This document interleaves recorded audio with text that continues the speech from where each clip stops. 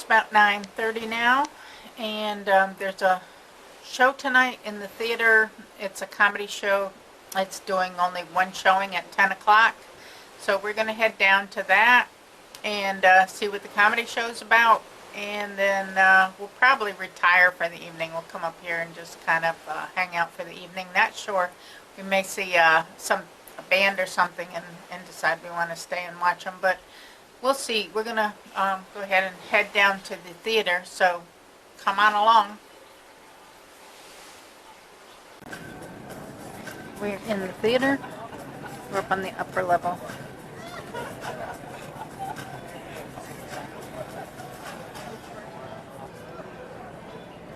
Where do you want to be?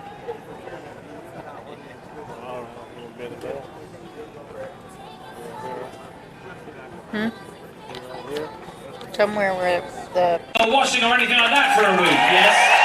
Excellent. Well, welcome aboard, everybody. We have over 1,260 crew members from 73 countries all around the world who are going to make this feel like a home away from home. And, of course, we're heading into 2019. Yes, sound good?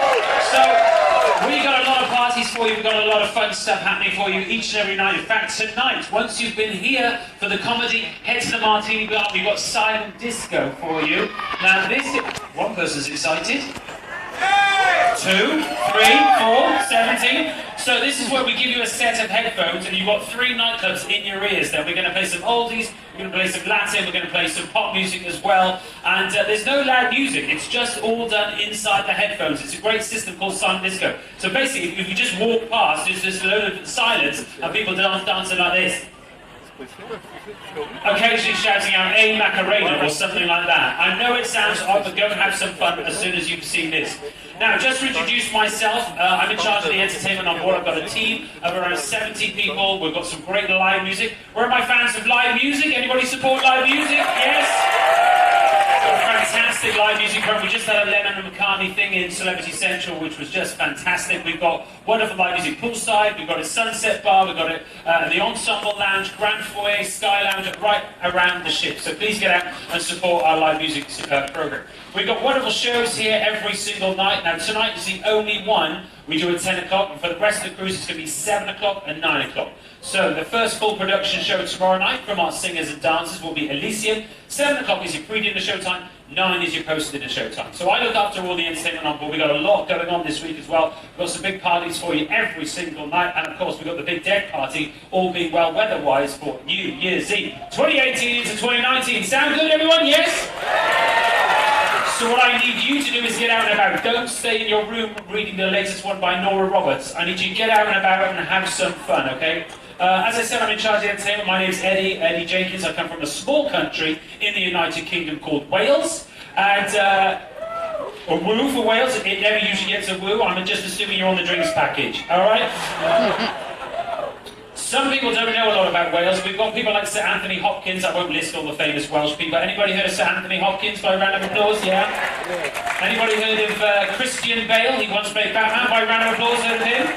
He's Welsh as well. There's another guy called Michael Sheen. Anybody heard of Michael Sheen? Great actor, and there's only 16 people. Let me try and think of an actor you've all heard of. By round of applause, who's heard of the James Bond actor Daniel Craig? By round of applause? There you go, you've all heard of him. Yeah. He's not Welsh, I was just trying to think of somebody you'd all heard of. But anyway, if you ever talk about Wales, one thing people know about Wales is our amazing singing. I'm the only Welsh person, well, it's great to be here, but the best Welsh singer has to be, who do you think? Do we have any fans of Sir Tom Jones this cruise?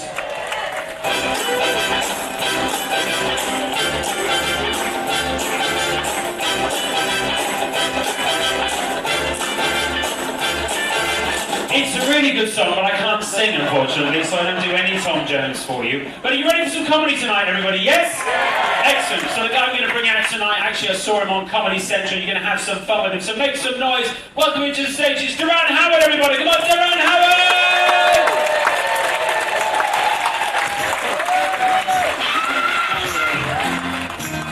Okay, this is the beginning of the cruise. You guys can make more noise than that. Everybody, put your hands together. Let's have fun.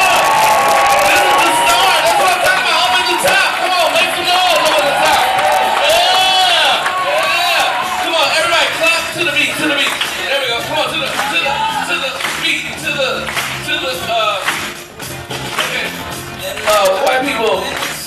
black people right now. Yeah, it ain't that hard. It ain't that hard. Okay.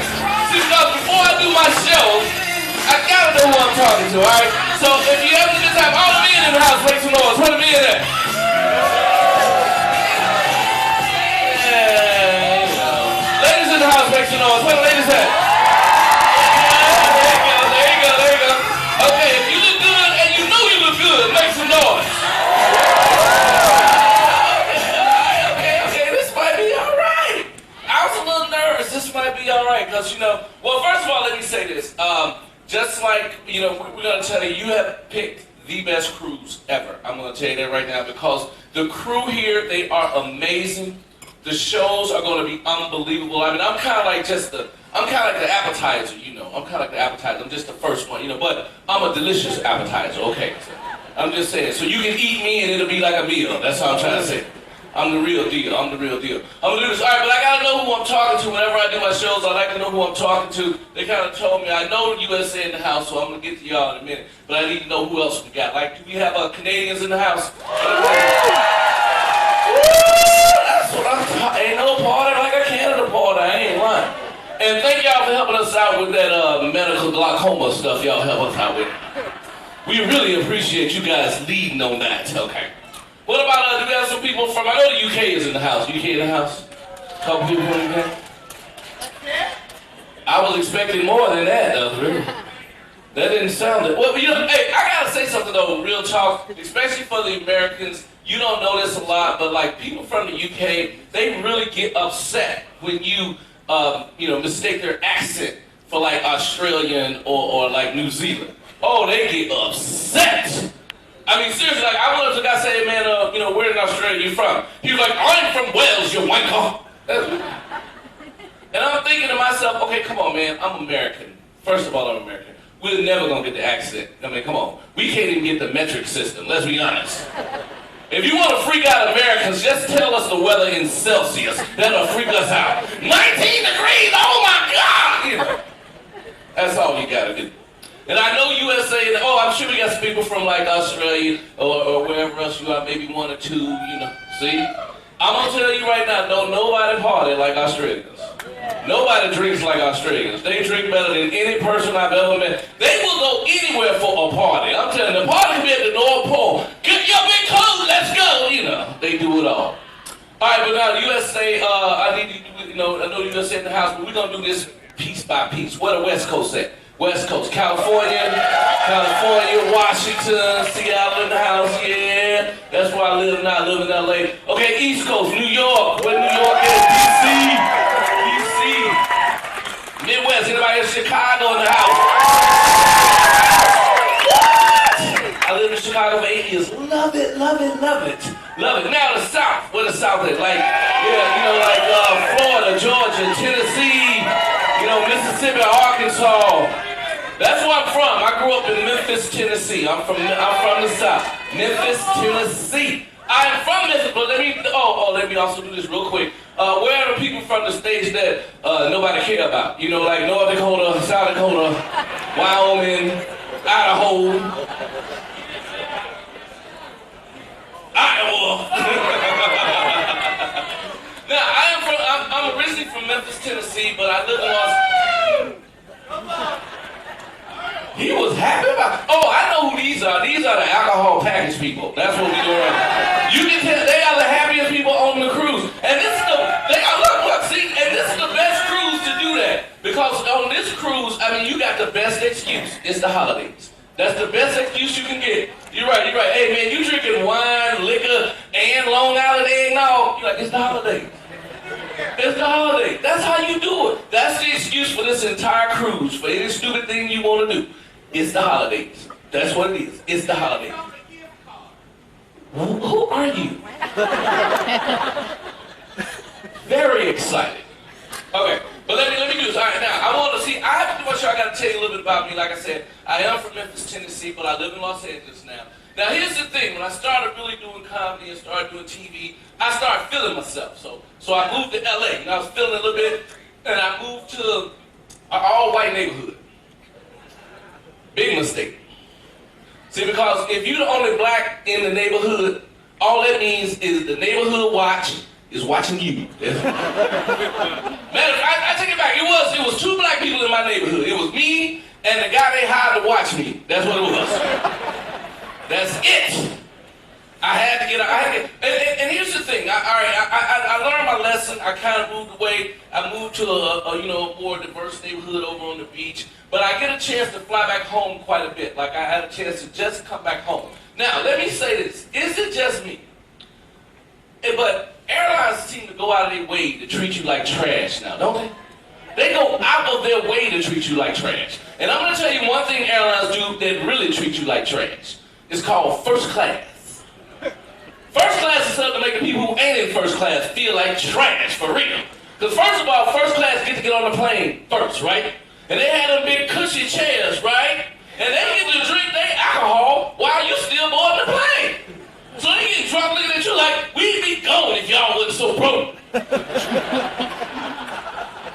they having a party. They having such a party, they got to slam the curtain in front of you to make sure you can't enjoy the party.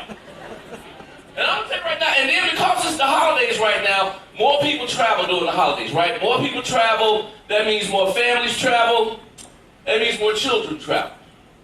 Now, let me say this up front. Daran, I love children. I love children, and children love me. Okay, so what I'm about to say, I'm not talking about your children. I'm sure they're delightful.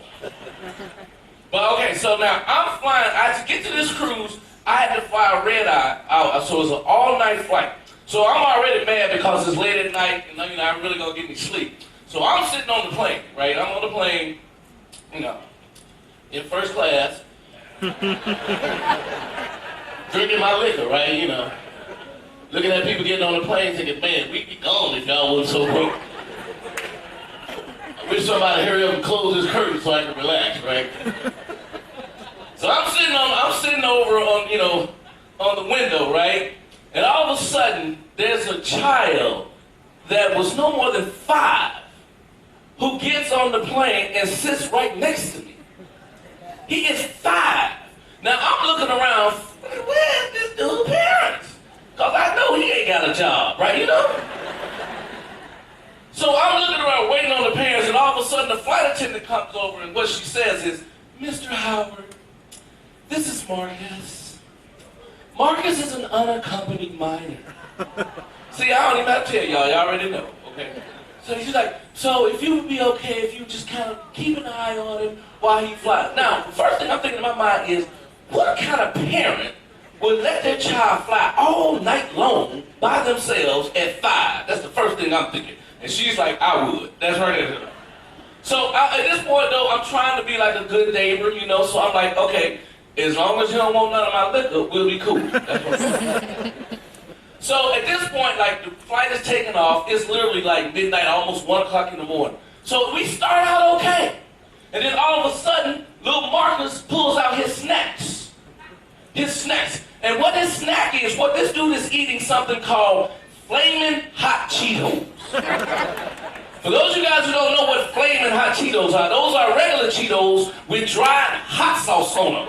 Okay, now it's like the worst snack ever. You might as well be chewing cigarettes. It's like the worst. And so he's like eating these Flamin', and in my mind I'm thinking, what kind of parent gives their children Flamin' Hot Cheetos for a snack? But I don't know the parents, so I'm trying to be cool. But then what happens is, apparently about 10 minutes into eating these Flamin' Hot Cheetos, all of a sudden that hot sauce got to his 5-year-old tongue, and he is going crazy at this point now. Now, he got that red blood hot sauce all over his hands, so now he is getting like this red blood hot sauce all over my chair, all over his chair, all over the seats, the back of the seats in front of us. And at this point, our whole row looked like a crime scene, I'm telling you right now. Which is making me nervous because I know I'm a suspect, Yes, because I'm black, right? All right, so all I can think of is I need to help this kid, clean this up before I get indicted. That's all I'm thinking. So now I have to take time out of my day, put my alcohol down, to wipe down the seats on the stuff, to help myself. And so now I am really mad at little Marcus right now because I'm thinking to myself, what kind of parent would let their child do that to another human being? But that's another story. So at this point, eventually we get it cleaned up. We get it cleaned up, and after 5 hours to get over here to Fort Lauderdale or get to Fort Lauderdale to get on this flight, it's like early in the morning. I'm really mad at this point, but I'm like, okay, at least I'm done with him. That's what I'm thinking. So I get ready to get off the plane. All of a sudden, the flight attendant comes back. Mr. Howard, Marcus's parents have some trouble getting through security. So would you mind just holding on a little bit longer and taking care of him for right now? And in my mind, I'm thinking, his parents had 5 hours to get through security. So I'm at the point right now where I really want to I don't believe in physically hitting kids, but if anybody needed an uppercut, it's little Marcus. So at this point, he's all happy now because I guess he's figured I'm going to see my parents. He's all dancing around. And of course, I'm like, I got to get away from this dude. And so I'm getting ready to say, hey, man, I need to leave. I'm trying to go. All of a sudden, I hear a voice. Just a voice like, oh, my God. Oh, Marcus, I'm so sorry. Oh, Marcus. I turn around. This woman is the most beautiful woman I have ever seen in my life. She was so beautiful, I almost forgot my name. That's how fine she was. She was like, oh, I'm so sorry. I apologize. It's his father who put him on the plane. I didn't want to do it. I'm a single parent now. And after she said that, I ain't hear nothing else she said after she said single. I'm like, okay. She said, I hope he wasn't too much trouble. I was like, Marcus was delightful. He was amazing. If you ever need anybody to help with Marcus, please call me. Because I'm trying to get a date. That's what I'm trying to do. And it's the holidays, and that's how I feel. And for me, I'm going to tell you right now, for me, the holidays, something always weird happens. Like, to give you an example, last year on the holidays, I flew back home to Tennessee for a funeral. Now, you may say it is tough, but is this, okay, to my Southern people, is this a Southern thing, or is this just my family thing? So, all right, there are times when a person has a family, like my Uncle Sonny passed away. And is it just my family when a man or a woman could have a family that you know of, but when they die, you find out they have a whole nother family? They have, like he had a whole nother lady and a 26-year-old grown son. And I'm thinking to myself, what is going on? Because I knew my Uncle Sonny and his wife, my Aunt Cher. I knew her. Okay, really her name is my Aunt Laverne, but we call her my Aunt Cher, because she's been sharing her husband for 27 years.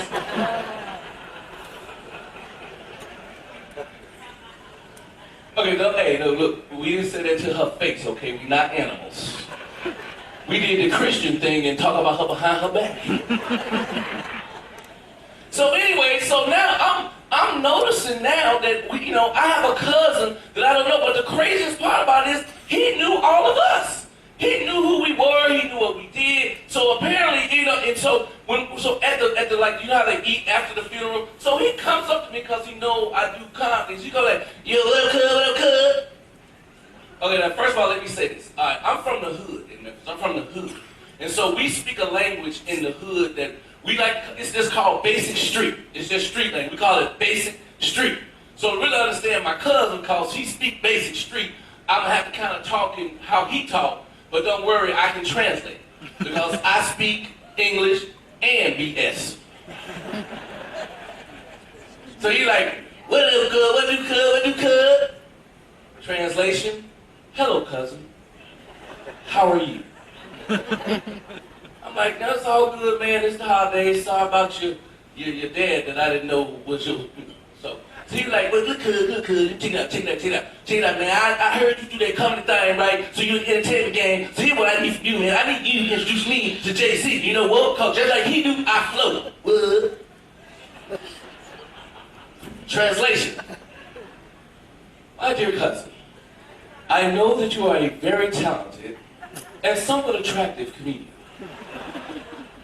It would be of great help to me if you would introduce me to Beyonce's husband, the hip-hop mogul Jay-Z.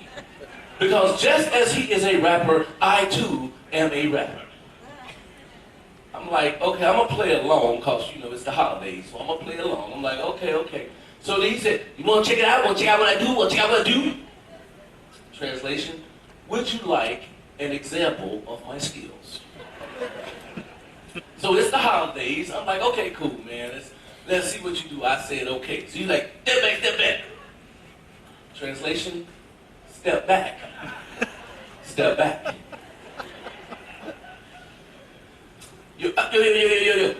I'm a product of child with rhymes as hard as this child, and then I flow like the Nile, and when you hear me, you smile. You want to stay for a while because you're feeling my style. What? He was really feeling himself. Now, here's the problem with a lot of times with hip-hop and rap. Like, a lot of times, people who don't like it is because they don't really get what they're saying. So, because my cousin, he raps in basic street, I'll try to translate exactly what he's saying in his rap. What he is saying when he says, I'm a product of child with rhymes as hot as this tile, and then I flow like the Nile, and when you hear me, you smile, you want to stay for a while. What? What he's saying is, when it comes to rhymes, I am a prodigy. And my rhymes are so hard and strong, I equate them to the tile floor.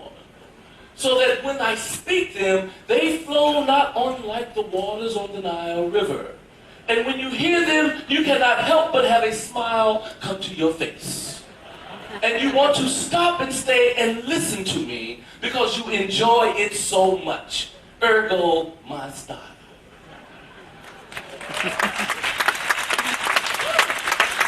What? So then I was like, all right, okay, let's do that. One more. Translation, would you like to hear more? I was like, it's the holidays, okay, cool. She was like, chilling while I'm listening to Kendrick Lamar. Going to order a lift car, roll to my favorite bar. Order a bottle of cold bar, drinking wine, not jacked, don't want to go too far. What? Translation.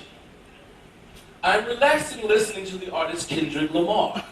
When all of a sudden I decide to go to my local watering hole. So I call the ride-share Lyft in order to get a ride. Once there, I order wine instead of my normal drink Jack Daniels, because when I drink Jack Daniels, I tend to get wasted. What? So now at this point, I'm like being really cool with my cousin. So at this point, my dad comes in, and my dad's like, hey, he knew about the whole thing, whatever. And my dad is kind of an entertainer too. My dad is an entertainer, but he's the kind of entertainer that most of you guys would know. My father is, is a minister. My father's a minister. So that's a different kind of entertainment. Now, for the southern people in here, you're gonna know, I grew up in the church. I grew up in the really country, ghetto country church. The church where we went to church like all day long kind of church. And if you know anything about that church, it kind of went like this. This is church for us.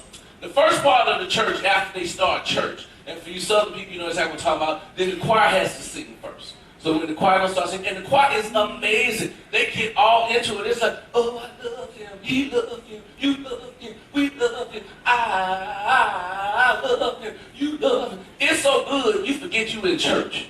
You think you at the club, like, hey, okay.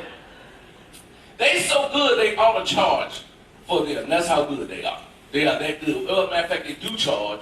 It's called collection. And in the country church, they take up a collection for everything. I mean, not only do you have your tithes and offering, but then you have like building fund and pastor's aid and associate pastor's aid and visiting pastor's aid. The pastors get a lot of aid. That's what I'm trying to say. So then, like after all of the collections, then the pastors start to preach. And if you know anything about those country churches, there's several types of pastors. Now, the first type of pastor, we like to call the rhyming pastor. The rhyming pastor, which is just what it sounds like. His sermon rhymes. Now, when you have a rhyming pastor, the thing about that is you have to have deacons who egg them on. We call them hype deacons. Hype deacons kind of egg them on. Like, I used to do this with one person, but apparently one person couldn't make this work. So I'm going to try this with like a couple different people. So right here, sir, since you were so helpful, when I point to you, I want you to say, yeah. Yeah. Okay, let's try it again. Maybe he didn't get the point. Okay, when I point to you, yeah. Oh my God. Okay, that'll work. So I point to you, say yeah. Now let's see. Okay, young lady right here. Yeah, you. Yes, you. Okay, when I point to you, you say, come on. Well, it was her, but if you like doing it, we can get. How about both of y'all say, come on? Okay, when I point over here, say, come on. Okay, you got to talk up a little bit. That was, yeah, nobody in the back could hear you. Matter of fact, the next row couldn't hear you. So I'm going to point to you, you say, come on. Okay, we'll go with that. We'll work with that. All right, now, sir, when I point to you right here, you said, take us home. Yeah, you, man. This ain't TV. You can help. Come on, take us home. Okay, oh, God. He's saying nothing. He's probably drunk on alcohol. Okay, how about you back here? He said, take us home. Yeah. Okay, no, that's too professional. You gotta be, take us home. Okay, this is... Okay, I don't know how this is gonna work, but we're gonna go with it anyway. I don't know how it's gonna work. So when I didn't point to you, man. He gonna be a problem. I see that right now. Okay, so here's how the rhyming minister, what they do. He's like, as a minister, yeah. You know, that's actually pretty good. He needs a little instruction, but he gets there. He needs a little instruction. As a minister, my position is my mission. Oh, okay. You guys take a while, but you're surprisingly effective. Okay. For the education of the congregation across the nation.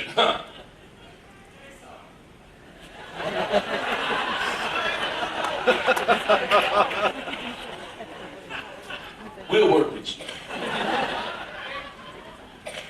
Okay, I'm done, man. Okay. He too had it. Okay, all right. So you can understand the plan of the man. Can I get an amen? Yeah, see, that's how it's supposed to be. Now, okay, now see, so you got the rhyming minister. Now, the next minister you have, well, Southern people, you will definitely remember this, is what we call the lecture minister. Now, what the lecture minister does is he will have someone read a passage from the Bible, and then he lectures about the passage from the Bible.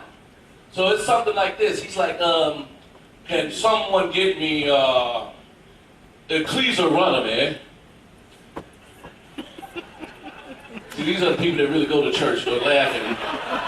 The rest of you heathens don't have any idea what I'm talking about.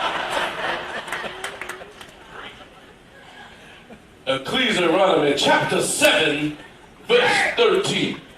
What are you doing? I didn't point to you that time. Oh, my Lord. You know what? We appreciate you getting the alcohol package, but please drink responsibly, because we don't want to have to sell you the rehab package. But it's the holidays.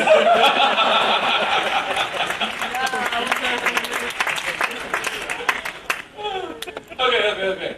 Chapter 7, verse 13. Read.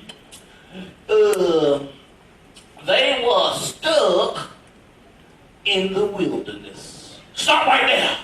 Yeah. Amen.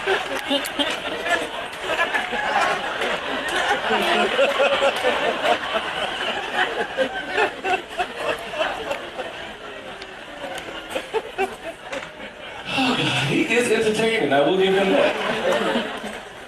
I'm gonna bring you with me to my next show.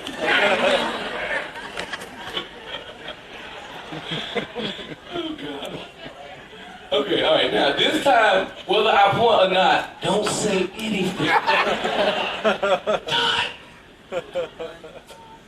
They were stuck in the wilderness. Right there. See what it says? It says they were stuck, not on the highway. They were stuck not at the airport.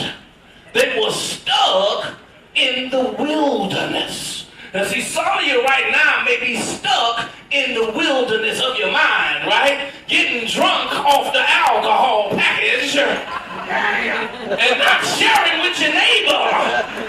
I mean, you're drinking, you've been blessed, we're able to get the package. Why don't you not be so selfish? I mean, can't you order me like a Jack and Coke or maybe a vodka cranberry, huh? How about some gin? Some people said gin will make you sin. I said, And if you want to take it up a notch, order me some scotch, Macallum, Glenlivet. But if you really want to be true, as long as it came from you, I'd be happy with just a cold brew. Amen.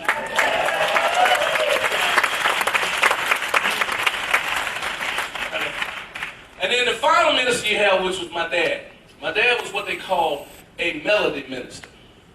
A melody minister, and basically what a melody minister is, he kind of had a musical flow to his sermons. Now, I loved my father except when he would have this one sermon. He would love to preach about Noah's Ark.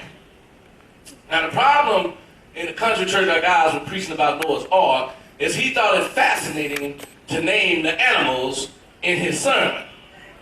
So now our church already lasted all day. When he decided to do the Noah's Ark sermon, we get there on Sunday morning and not leave the Thursday evening. But he found that fascinating, and you could tell when he was getting ready to start his sermon because he's like,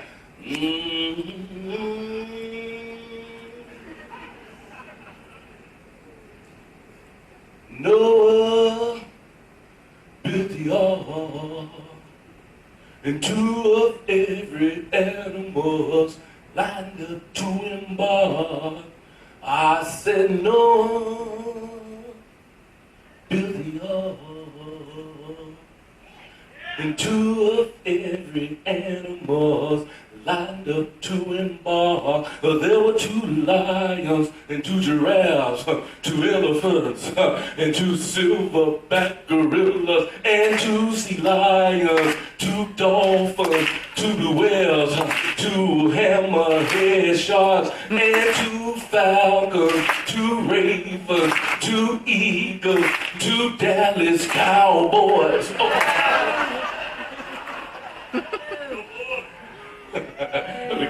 The game get ready to come on. Okay, listen, but here's the thing I will say, more than anything else, is that the one thing I learned growing up in church is that it didn't matter where you come from, it only mattered is how powerful we are as people when we learn to love each other. That was the message all the time. Just like being on this ship, one of the things I love being here is so many different people from so many different places who we can have a great time and enjoy each other and enjoy the cruise. So I want y'all to do that. Enjoy the cruise. Okay. Now, but before I go, I'm going to leave you with something that I like to do. Is what I call, because we be in the spirit of love, it's what I call my top 5 all-time love songs. My top 5 all-time love songs. Okay? Now, if you like under 30, you ain't gonna have no idea what I'm talking about. You probably ain't. Now, but if you like over 40, then you probably gonna have a good time. You're gonna be like, thank you for doing this for us, if you over 40. Okay, now, so my top 5 all-time love songs. Now, the first song I'm about to play, okay, it's not in my top 5. It's just an honorable mention, okay? Now, the reason it is an honorable mention is because, like I said, I grew up in Tennessee, and you cannot grow up in Tennessee without having a... What? Okay, man, the Vols are great, man. They're good. I like that. Those two together are going to be problems on this ship. But we're going to enjoy you anyway. Okay, the first, you can't live in Tennessee without having an appreciation of country music.